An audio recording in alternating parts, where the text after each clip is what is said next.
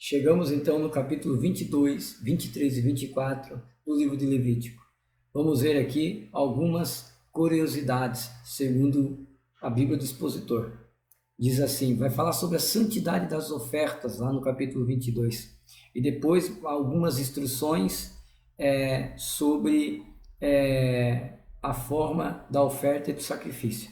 Então, lá no capítulo 22, já começa dizendo assim, no versículo 3, diga-lhes todo homem de toda a vossa descendência, entre as vossas gerações, que se chegar às coisas sagradas, que os filhos de Israel consagram ao Senhor, tendo imundície sobre si, diante de mim será extirpado a sua alma. Eu sou o Senhor. Ou seja, como o capítulo anterior é concluído com a ordem para desqualificar certos sacerdotes de oferecer sacrifícios, este capítulo começa com a condição sob as quais até o sacerdote qualificado legalmente não deviam participar da oferta.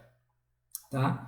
Tem a ver os sacerdotes que comem certas porções dos sacrifícios e que foi requerida deles para fazer, o que significa que ele se contaminou de alguma forma ou foi contaminado, não por falta própria. E no caso de contaminação, por qualquer motivo, o sacerdote tinha que se submeter-se a uma purificação antes que pudesse mais uma vez participar dos sacrifícios. Falhar fazer isto poderia causar a perda da sua alma, né? Como a gente já viu no vídeo anterior, poderia causar, ele poderia morrer, Deus mataria, né? A gente viu lá em Êxodo que em capítulo 39, que o sacerdote ele tinha os sinos na orla das suas vestes. Para que era aquilo lá? Era para quando, se porventura o sacerdote estivesse se contaminado, não por vontade própria, mas se ele se contaminou, lembra que até o bode que fosse para expiação do pecado não poderia tocar nele, porque ele era imundo, né? Então, se porventura o sacrifício não fosse aceito, ele morreria, tá? Outra coisa que a gente pode ver também no capítulo de número 22 é lá no versículo de número 11. Mas o sacerdote, quando comprar alguma pessoa com o seu dinheiro, ou seja, um servo, esta comerá delas, como o nascido em sua casa. Estes comerão do seu pão, o que significa que estes membros da sua família poderiam participar do sacrifício também. Ou seja, aquela gordura que o sacerdote comia, que sobrava no altar, que ele comia em expiação pelo povo de Israel, a sua família e até os servos que ele comprava. Lembra que a gente falou lá no vídeo que o servo não era israelita, não era um escravo, ele vendia o seu tempo por um período, né, que geralmente era 6 ou 7 anos, que ele ficaria ali trabalhando em troca de estadia, comida. Então, esses servos também poderiam sentar para comer juntamente com o sacerdote, tá? Outra coisa que a gente pode falar também no versículo 22, tem muita coisa, né? Como eu sempre digo nos vídeos, aliás, que os capítulos de Levítico são muito profundos, então seria praticamente, se eu fosse explicar tudo aqui ao pé da letra, seria de 2 a 3 horas de vídeo, tá? No mais, vai falar sobre também os estranhos, que é lá no versículo 12. Mas a filha do sacerdote, quando se casar com um homem estranho, ou seja, um gentil, não comerá da oferta das coisas sagradas. Mas se a filha do sacerdote for viúva ou repudiada, e não tiver filho, e se tiver voltado para a casa do seu pai, como em sua juventude, ou seja, se ela ainda estiver virgem, comerá do pão de seu pai, mas nenhum estranho gentil comerá dele. E o que alguém da casa do sacerdote comer coisa sagrada, sacrifício, por erro, sem saber que é parte do sacrifício, acrescentará a ela uma quinta parte, ou seja, 20% do valor em dinheiro, essa pessoa ia ter que pagar, e dará ao sacerdote como coisa sagrada, com a obra do sacrifício. Não profanarão, pois, as coisas santas dos filhos de Israel, as quais se apartam para o Senhor, e não farão levar iniquidade de pecado, comendo as coisas santas deles, porque eu sou o Senhor, sou eu quem santifico, né? Então, esse aqui é o capítulo de número 22. A gente também pode ver o capítulo de número 23, que vai falar das festas. Então, lá no verso 2 já começa dizendo assim, ó: fala aos filhos de Israel e diz-lhe: fazemos uma festa solene ao Senhor, as quais proclamareis e serão santas. Convocações, estas serão as minhas solenidades. Ou seja, o ano sagrado de Israel continha uma festa semanal e 7 festas anuais, mas as festas anuais estavam relacionadas às festas semanais. A festa semanal era o sábado, e as 7 festas anuais eram a Páscoa, e a festa dos pães asmos, e as festas das primícias, a do Pentecoste e a festa das trombetas, o dia da expiação e a festa do tabernáculo. Tudo isso proclamavam a obra de Cristo no plano de redenção de alguma forma, tá?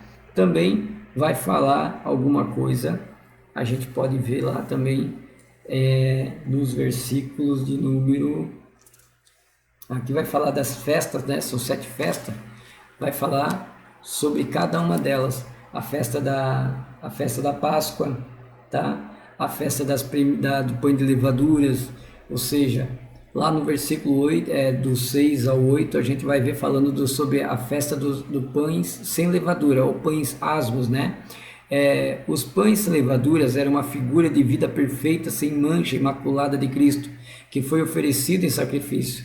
No primeiro e no sétimo dia, nenhum trabalho devia ser feito, o que significa que a salvação não era por obras, Efésios 2, 8, 9, quando o apóstolo Paulo diz que a fé não vem por obras, mas sim a salvação não é por obras, mas sim pela fé em Cristo Jesus. Que todos saibam que não podemos saber nada do repouso, nada da santidade, nada de companheirismo peculiar, com base na morte de Cristo.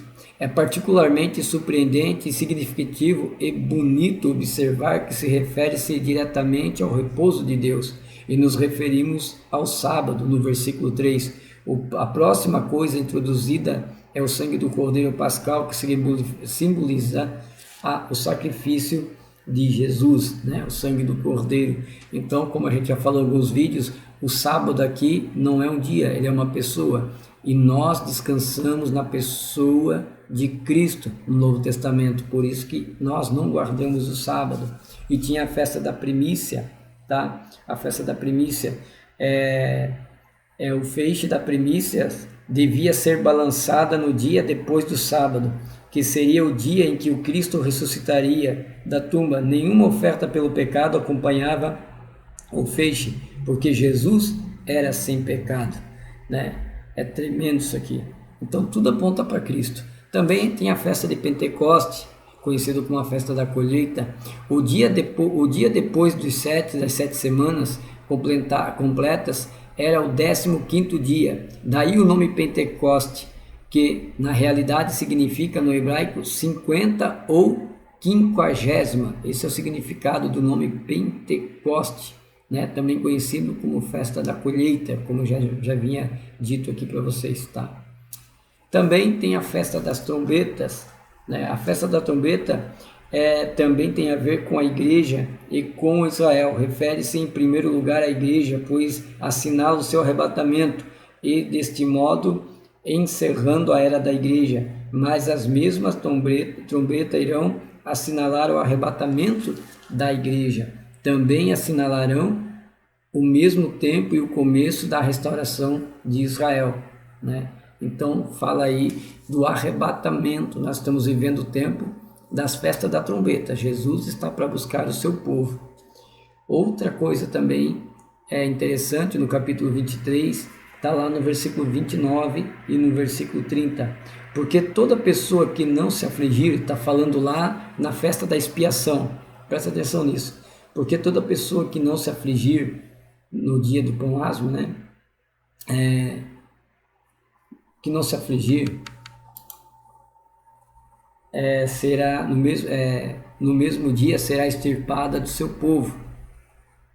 Ou seja, qualquer um que recusasse a jejuar, ficando neste critério, perderia sua alma, tá? Então, no dia da expiação, teria que jejuar. Se não jejuasse, morreria.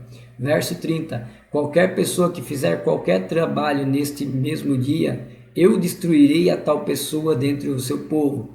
A exigência de que nenhum trabalho devia ser feito neste dia, em particular, tinha o propósito de indicar que a salvação é por fé e não por obras. Efésios 2, 8, 9, como já falamos também, tá? E agora nós vamos lá para o nosso capítulo de número 24.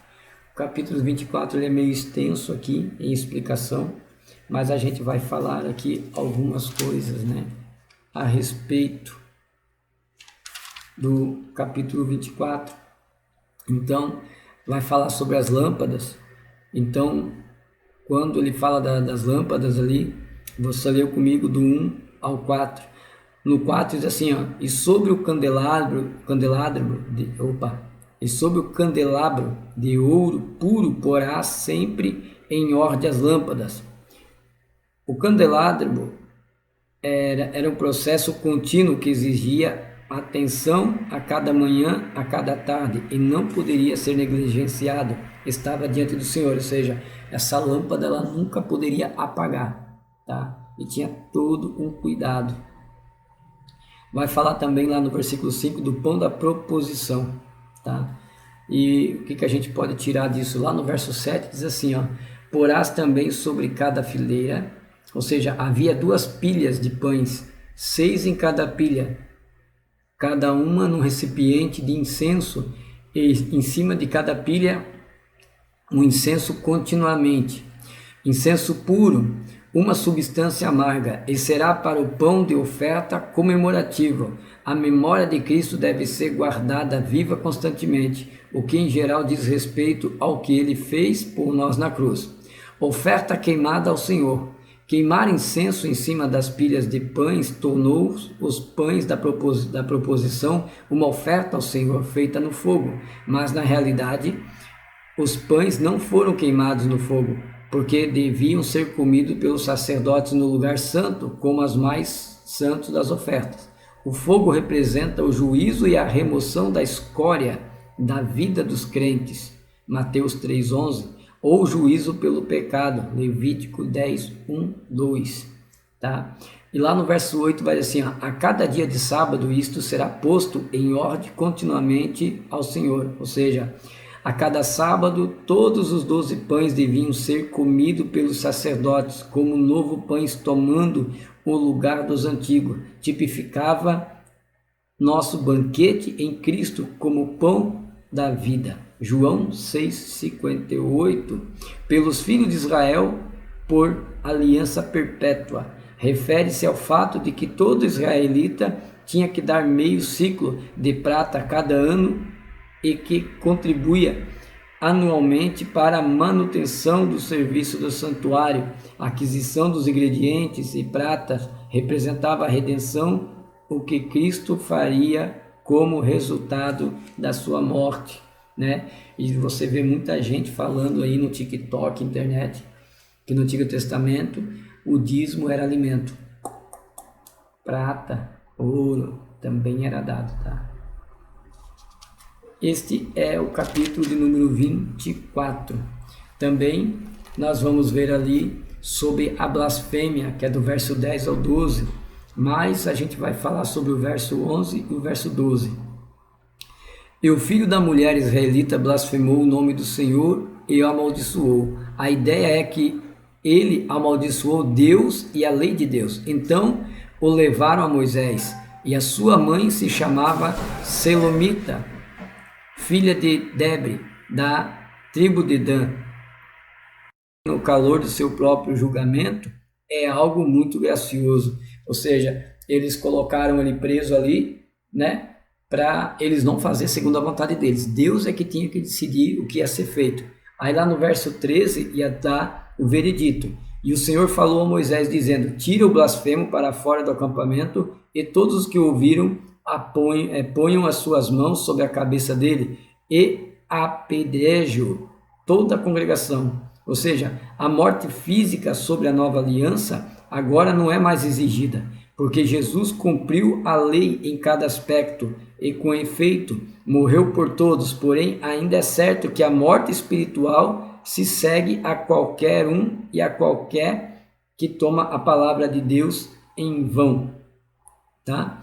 E o que o filho de Israel falará, dizendo: qualquer que amaldiçoar o seu Deus levará a sua iniquidade sobre si, ou seja, sofrerá as consequências. E o que blasfemar o nome do Senhor certamente morrerá. Toda a congregação o apedrejará. Assim o estrangeiro, ou seja, o gentio, como o natural, se blasfemar o nome do Senhor, será morto. Deste modo, o homem que fere de morte, assassino, qualquer pessoa sofrerá a morte. E o que matar algum animal tem que restituí-lo animal por animal. Estas leis já tinham sido registradas em Êxodo, capítulo 21. Um dos motivos por que elas foram repetidas aqui é que eles deviam saber que eram aplicáveis tanto ao prosélito, ou seja, aos que estavam fazendo parte, estavam querendo se assumir como ter o Deus de Israel como seu Deus, como gentil ou como israelita, tá bom? Então, essa aqui é as curiosidades do capítulo 22, 23 e 24. Deus abençoe, obrigado por estar conosco e até o próximo vídeo, que é o último vídeo, então, de Levítico.